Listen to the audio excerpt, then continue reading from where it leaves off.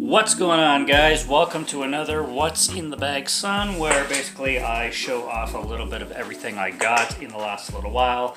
This one is going to be definitely a little while. My last video was in August, and obviously we're then doing September, October, November, and December. Now, lo and behold, my finances haven't been the best, so I haven't really, like, most of this stuff is basically going to be December onwards kind of thing. But we have to start a new year anyway, so I don't know how the rest of the year is going to go. I don't know how often these What's in the Bag Sons are going to be taking place. But, you know, every time I get a pile of something, I'll be making one of these videos kind of thing. Last time, also, I do want to mention that I fully know and realize that the music was way too loud at a certain part of the last video. That was my screw up. Hopefully that doesn't happen again. I will make sure that doesn't happen again. So for the duration of this video, you should be hearing my voice in its full volume. So let's get straight to it. Like I said, most of these have been gifts. Some of them I bought for myself with Christmas money and stuff like that. But this one was one that I kind of wasn't expecting, and that is Four Christmases. This is a Christmas film that I don't own and never did. Watched this film one time. I really enjoyed it. So possibly next Christmas it's going to be getting a full review, because I do think it's a good one, and one I would probably rewatch every Christmas, really. Hopefully, we'll see. I really like it though. I got a few criterions. I'm glad to have. My criterion list is ridiculous. We're talking over 100. So I usually just give my criterion list to whoever is looking to, you know, gift me for whatever. And they could, you know, they have a slew to pick from. So I'm glad to have checked off some off of that list. And the first one, which I had never seen, when it comes to criterion, I have no problem blind buying, because rarely is there a bad film released onto Criterion, or rarely is there a film that's not up my alley kind of thing, even if it's a film that I've never heard of. Usually we're talking about pristine cinema here, so generally speaking, it's not too often that I get a Criterion that I don't like. But this one is from Norway, I'm pretty sure. This is directed by Joachim Trier. Probably not pronouncing that right, but the film is called The Worst Person in the World. I watched the trailer. It's a modern film. It's 2021, and it's basically like a romance, light comedy kind of story, but with a little bit of dramatic elements. And it looks cool from the trailer, so I am totally looking forward to giving that one a shot. This is another Criterion film, directed by Michael Schultz, and this is Cooley High, another one that I've never seen, so this is going to be a first-time watch. Again, the trailer caught my eye. It's 1975, but it takes place in 1964, and kind of looks like a Spike Lee kind of film, or something, especially with the trailer too, something that Spike Lee would direct, but maybe it'll be totally different. Like I said, I've never seen it, but the trailer definitely caught my eye, and it's something I'm looking forward to for sure. Ooh, this is a beauty. I was waiting to find this one at a decent price, because I'm a slipcover whore, and there's a lot of films that I just won't get without the slipcover, so I found this at a decent enough price, brand new, and that is The Northman. This is one of the best films I watched in the year it came out. I think it was 2022, but it might have been 2023. I don't know if it was like at the beginning of the year or like closer to the end of 2022, but Robert Eggers. His third film, is it? Third feature? I absolutely adore this film. This one got a 5 out of 5. I just love the cinematography in this, and it exceeded my already high expectations, and films don't usually do that. Either they match your high expectations, or you have such high expectations that they don't achieve those high expectations. That one by far surpassed my expectations, and I just loved The Northman. So got it on 4K. If you haven't checked it out, do so. I strongly recommend. This one I literally found for $3 with a slipcover, and this is Transformers Dark Side of the Moon. It's the third one. I'm collecting these so I can do a series review. I haven't seen this one. I've only seen the first Transformers and the second Transformers, and I know like they're just popcorn films. All a film really needs to do is entertain me, so I don't mind the first two for, you know, visual spectacle and turn your brain off kind of cinema. If you want to call it cinema, maybe it's blasphemy that I'm even using the term cinema, but for popcorn movies, they're fine. And like I said, I want to watch them all. I only need The Last Knight and Bumblebee now to complete the collection kind of thing. And best, no, it didn't win the Best Picture. My bad. I was hoping that this would win the Best Picture, but Everything Everywhere All at Once took it instead, which also was a great film. But this is The Banshees of Inisherin. I have a spoiler-free review on the channel of this film, and I promised in that video that I would be reviewing this film in its entirety, or getting more in depth with it, so that is going to be happening because I love this film and it deserved to win, although like Everything Everywhere also deserved to win, but I was hoping, and I had my hopes on that one. It's just really good. Colin Farrell, Brendan Gleeson do phenomenal in it, and the writing and the cinematography, I mean, good God, like whatever landscape or island or wherever the director decided to shoot, it was just captured beautifully, and it's a visual treat, along with this, you know, writing spectacle that's just fabulous and brought to life with the amazing cast in it. Really, really good stuff. So that's also a strong recommendation if you have not seen it. I was given this one for free. This is a friend of mine just was getting rid of a bunch of stuff and gave me this one. I watched parts of it, but I haven't watched this film in its entirety. It never really piqued my interest when it came out in whatever it was, 2004 or something like that, 2003. But I'll give it a shot. I'll put it on, and nothing like free films, so can't complain about that. Another free one. I got a few free DVDs from same dude. Prince of Persia. Man, if I watch this, I totally forget it, but I've at least seen parts, and I really like... I never got to play too much of the video game, but I definitely liked the style of the video game from what I did play of it. It just reminds me of like a Pirates of the Caribbean style film, and I like the themes and the locations that it's going for kind of thing, and Ben Kingsley is in here. I totally forgot that he even plays a part. That guy, for like an award-winning actor, he will pop in and really random things. Like, he's been in phenomenal cinema. I mean, his performance in House of Sand and Fog is one of my favorite performances of his. But then just the other day, I realized that he's also in the Blood Rain movies directed by Uwe Boll, and like we're talking like polar extremes of quality on these films when it comes to the director and the people behind them. But not to shit on the Blood Rain films, because I haven't seen them, and there are a couple Uwe Boll films that are complete guilty pleasures for me. So Rampage being some of them that I recently reviewed the trilogy of. But regardless, it's just funny to see actors sometimes in totally polar opposite styles of films kind of thing. Another free one. I don't remember liking this one, but I'll give it another shot. This is Beowulf. Got it for free. Can't complain about free films. This is one that has been in my mind for a long time. I watched this once and I really enjoyed it. This film is way... First of all, it's taken more seriously than the title would suggest, and it's actually better than the title would suggest, believe it or not. This is Shrooms. Now, you're thinking that this is going to be like a really low-budget horror comedy of such. It's definitely more horror. There's some comedy, but it's definitely like 80% horror minimum kind of thing.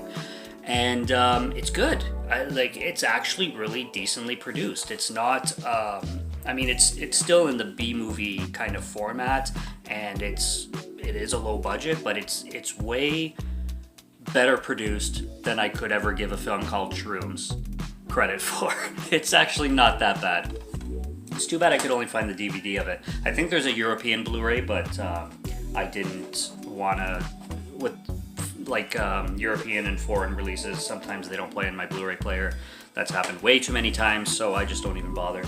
I just wait for a release basically that I'm sure that will play in whatever I got.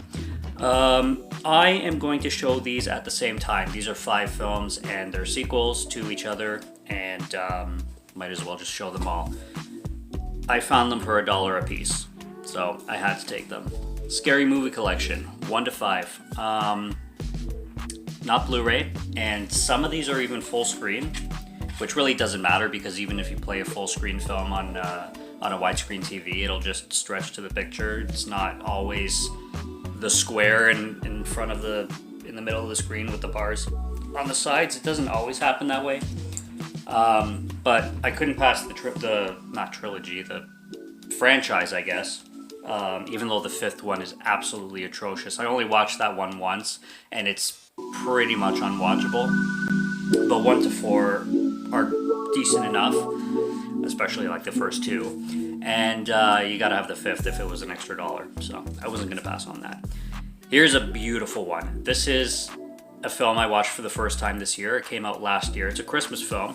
This is Christmas, Bloody Christmas. This is directed by Joe Vigos, and man, did I fall in love with this film. This is a rarity that gets an instant 5 stars. This is everything that I love about horror cinema. It's low budget, it's independent, there's so many homages to it. You can tell that Joe Vigos is a massive horror fan and loves the craft of making movies, not the craft the movie.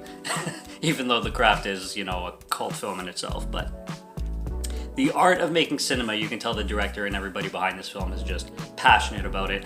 It feels like a Rob Zombie film with some real big grindhouse feel. Jeff Daniel Phillips pops up in here, giving it that Rob Zombie-esque kind of thing, and it's just beautiful. Like, it's the soundtrack, the music, the synth, glorious. I love the idea of a Robo Santa coming, Terminator style and just messing everybody up. Absolutely love this film. It surprised the hell out of me. I knew I was gonna like it, but I didn't expect to love it in the extent that I did.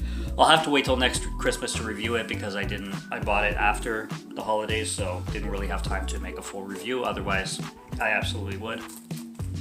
But I need some movies for next year, so that'll be one of them. Absolutely.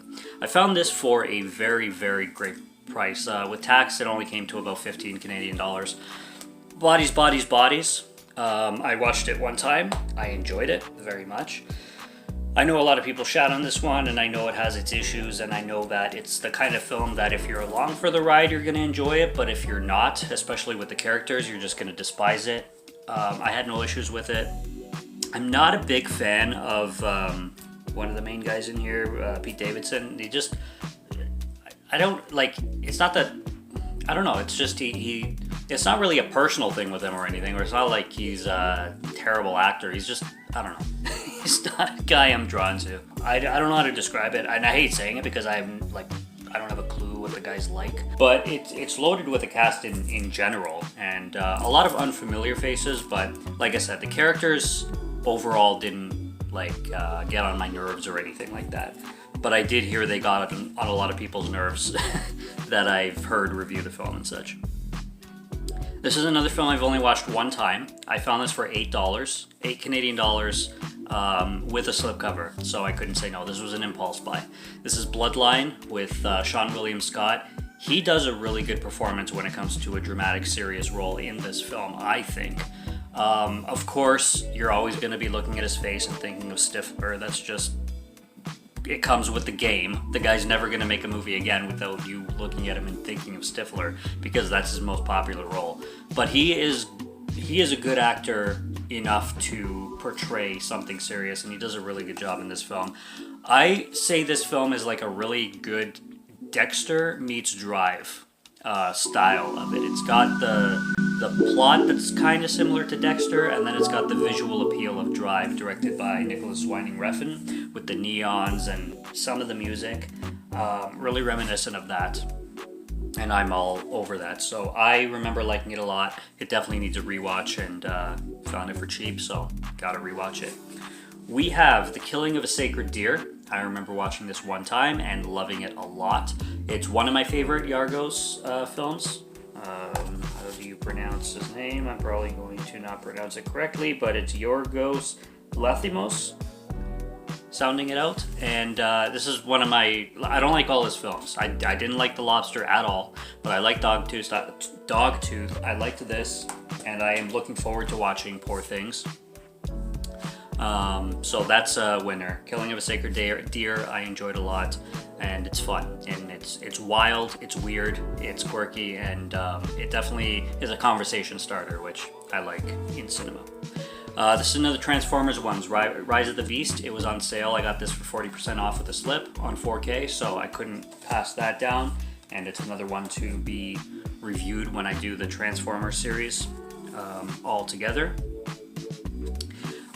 With the slipcover, this one was also 40% off, and this is the Beach Bum. This is a Harmony Korine film. He directed Spring Breakers.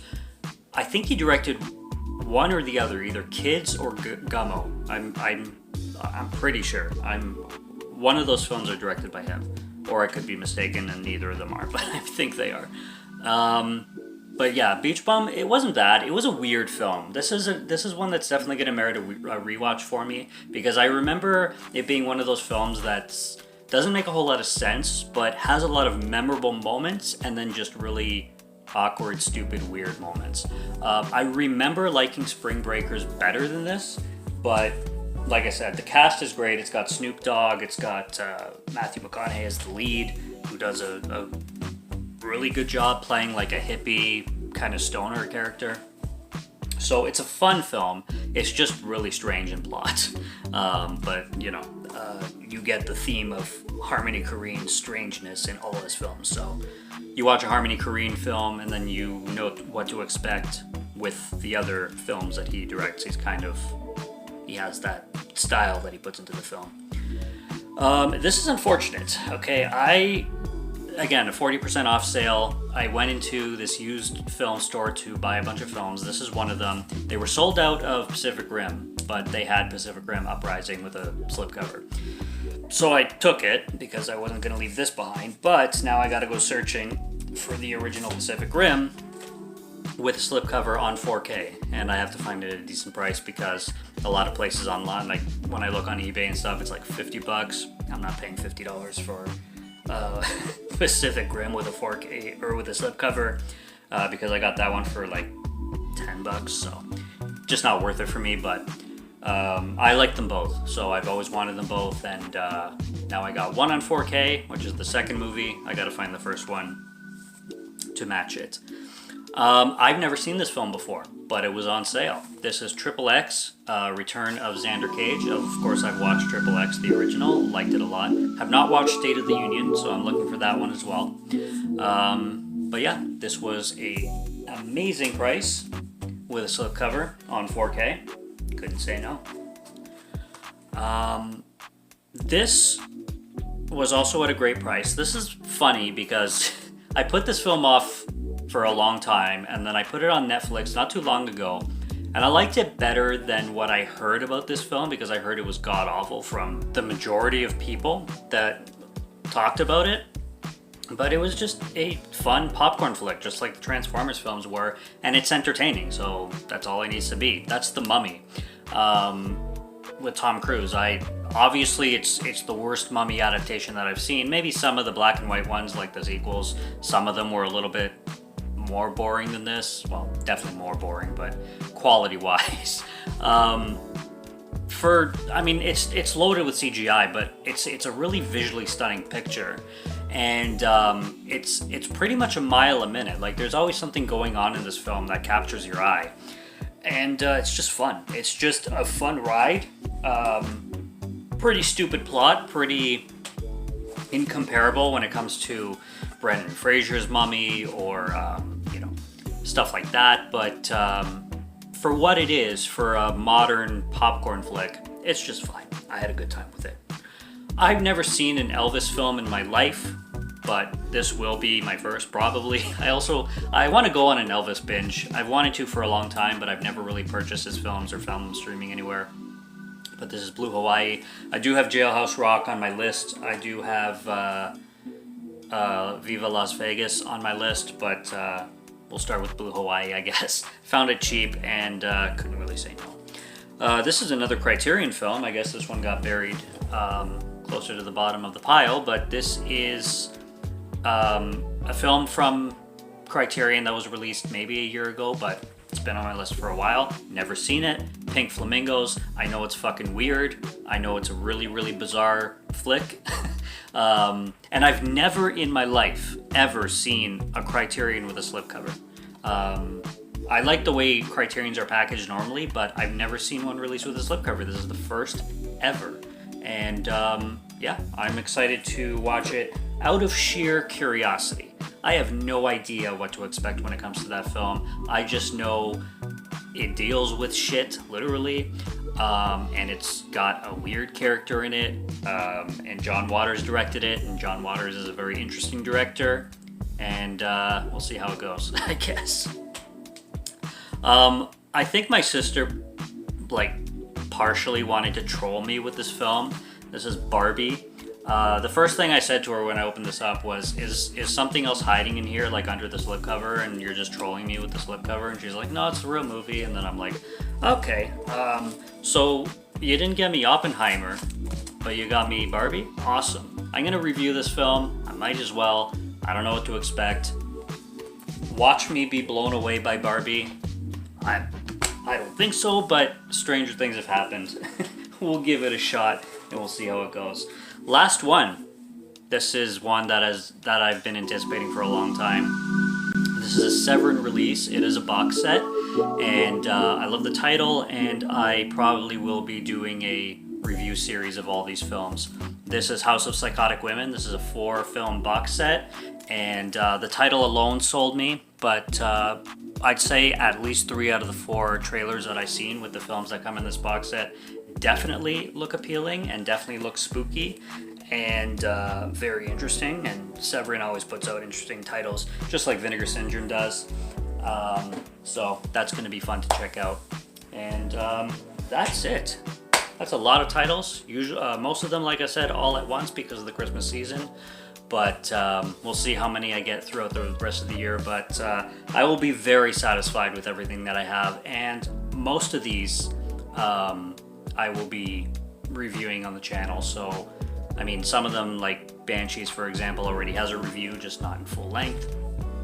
But yeah, I'm excited to be checking them out, whether I'm going to review them or not. But expect a lot of these to be reviewed, knowing me, kind of thing. And subscribe to Morgan Film Fan if you like to listen to my voice or if you like my film reviews. I'll be back with more soon, so stay tuned for those. Check out what's on the channel already. Stay tuned for what's coming. Until next review, have a good one. Take care and cheers.